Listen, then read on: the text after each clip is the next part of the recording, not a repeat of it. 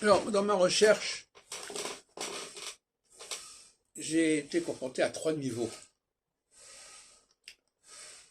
Le niveau historique, au sens classique du terme, c'est-à-dire qu'est-ce qui s'est passé à tel moment, en faisant l'étude des documents disponibles, bien sûr, et en repérant éventuellement des documents qui ont pu disparaître.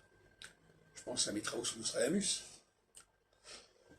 Par ailleurs, j'ai été tenté par la création musicale, qui est un tout autre sujet, un tout autre niveau,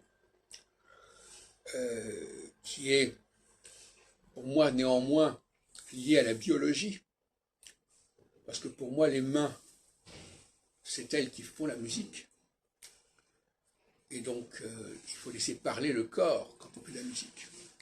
Pour moi, faire la musique, c'est le corps qui parle. Et puis il y a la troisième strate, qui est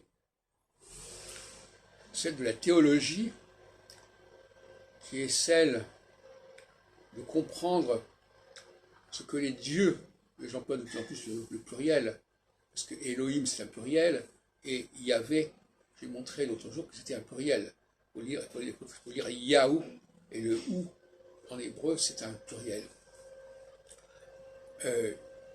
Eh bien, là, il s'agit de toute autre chose que je situe d'un point de vue structuraliste, c'est-à-dire quel est le dessin intelligent, qu'est-ce qu'on a voulu faire, quel était le projet.